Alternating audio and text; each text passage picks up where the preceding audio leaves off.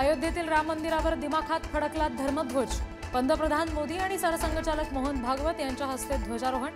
श्रीरामाच्या जयघोषात अयोध्या नगरी दुमदुमली।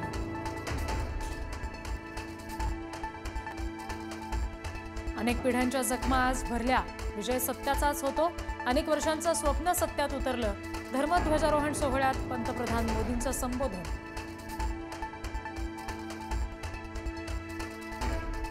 स्थानिक स्वराज्य संस्थांमधील आरक्षण याचिकेवरील सुनावणी पुढे ढकलली। सुप्रीम कोर्टामध्ये आता शुक्रवारी सुनावणी।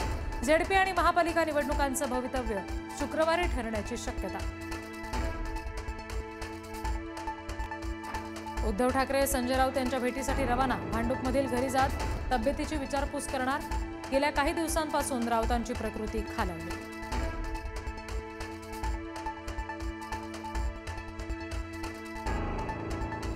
IIT बॉम्बेचे मुंबई केले नाही हे चांगलेच झाले। विज्ञान तंत्रज्ञान मंत्री डॉक्टर जितेंद्र सिंह यांचं वक्तव्य। डॉक्टर सिंह यांच्या वक्तव्यानं नवा वाद होण्याची शक्यता।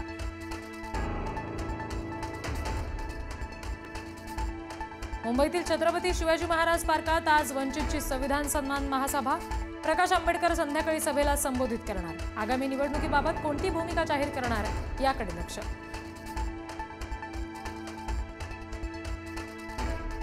स्वर्गीय यशवंतराव चव्हाणांच्या समाधीस्थळी एकही प्रशासकीय अधिकारी नसल्याने खासदार सुप्रिया सुळेंची नाराजी। मुख्यमंत्र्यांना लिहिणार पत्र। सरकार कुणाचंही असो, यशवंतराव चव्हाणांचा मान सन्मान पाळलाच पाहिजे, सुळेंची प्रतिक्रिया।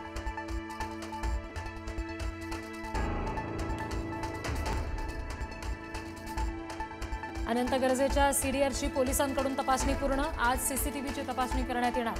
डॉक्टर गौरी यांच्या पोस्टमॉर्टम रिपोर्टची मात्र अजूनही प्रतीक्षा।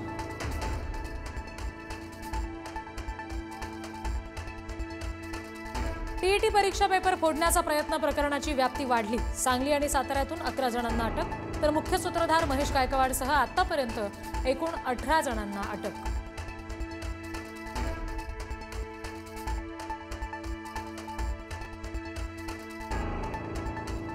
नवले पुलावर आजपासून नवी नियमावली लागू। सर्व प्रकारच्या वाहनांसाठी 30 किलोमीटर वेगमर्यादा।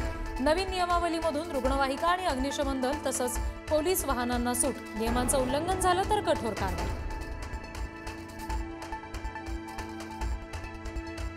संभाजीनगरच्या पंचतारांकित हॉटेलमध्ये महिलेचा 6 महिन्यांपासून संशयास्पद मुक्काम। महिलेकडे आढळली बनावट कागदपत्र।